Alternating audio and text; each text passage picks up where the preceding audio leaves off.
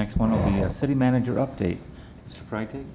Good evening, council members, ladies and gentlemen. We'll run through some slides with some updates, some things that you ought to know.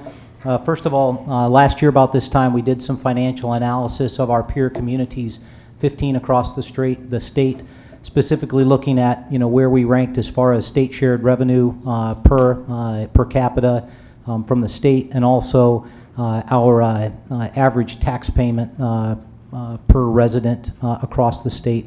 And in both cases, the city of Janesville comes out, very, very favorably. And what that means is that we're doing the right things to manage money properly inside the city of Janesville. That website is at our city website /peer financial analysis. I encourage you to go and look at the numbers, because what you'll see is that we continue to be lower than $90 per resident in state shared revenue, whereas the average is about $174 for our peer communities.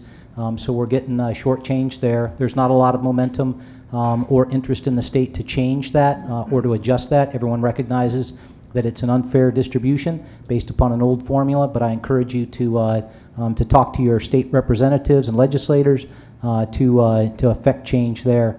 But the other thing that really hits close to home, and that is if you look at the numbers as far as what the average resident pays in property taxes in the city of Janesville, it's also equally as low. The good news story there is that the city council through the city staff continues to manage the expenditures of the city, and so folks are getting great municipal services at a very, very affordable rate.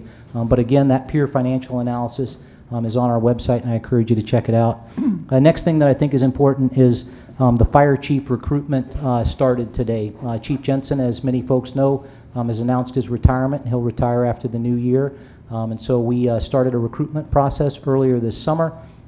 Got just an enormous turnout of folks that were interested in coming to Janesville to be the next fire chief. The Police and Fire Commission reviewed those 20-plus applications and packets, narrowed it down to 5 candidates. Those 5 candidates arrived today. They went through a series of assessment center reviews, which means some scenarios that other fire chiefs and another city manager were evaluating them on. And then they had meetings with the union, they had meetings with me, and they took tours with city staff members. So a very, very busy day. They finished it up out here with a reception with council members and local business leaders. And so a great first day. But now the hard part comes tomorrow, where they all go through their interviews with the Police and Fire Commission. And so we expect the Police and Fire Commission will make a decision, but it's in the near future. Couldn't give you a date time group at this time, but that's forthcoming. Next thing is a good news story for over at Riverside Park. If you haven't been down to the splash pad recently, the splash pad itself closed this weekend, just given winter conditions or the onset of winter conditions.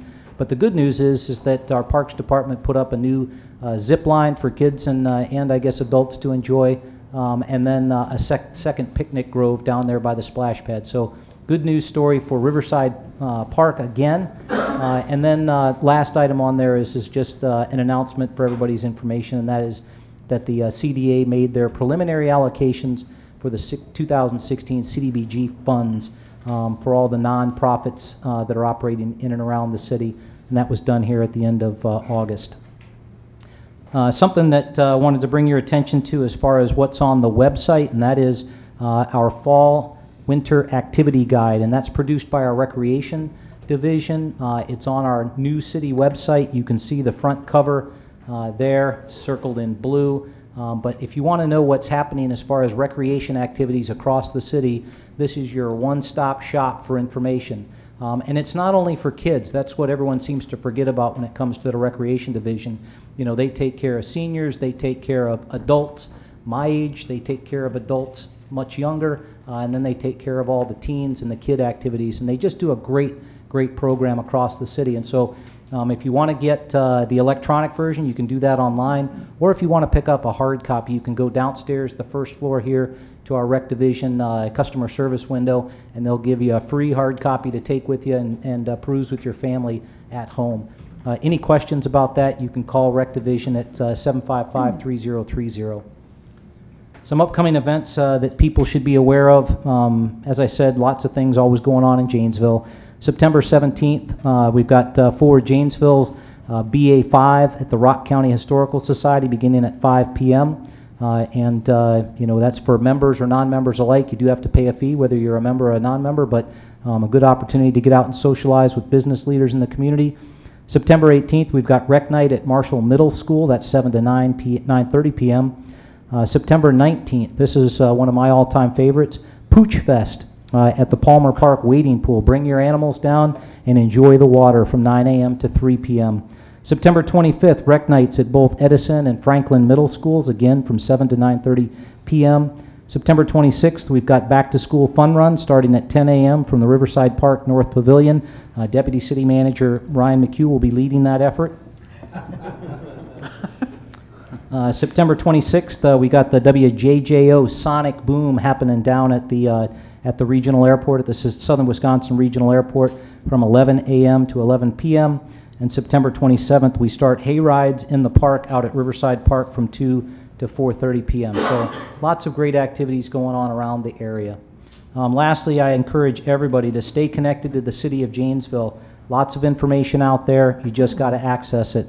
First of all, Park Place Views continues to air this month with an interview with our clerk treasurer, Dave Godek, discussing elections, billing, licensing, and more. You can do that on JATV, which is our charter channel 994, or it's uploaded to YouTube. You can always visit our website. You can subscribe to emails and get press release pushes from the city staff. And that, if you go to our website /email lists, you can sign up for that. And then you can always like us on Facebook, follow us on Twitter, or receive emergency updates via Nixle. Pending any questions, that's all I have this evening. Any questions of staff? Seeing none, thank you.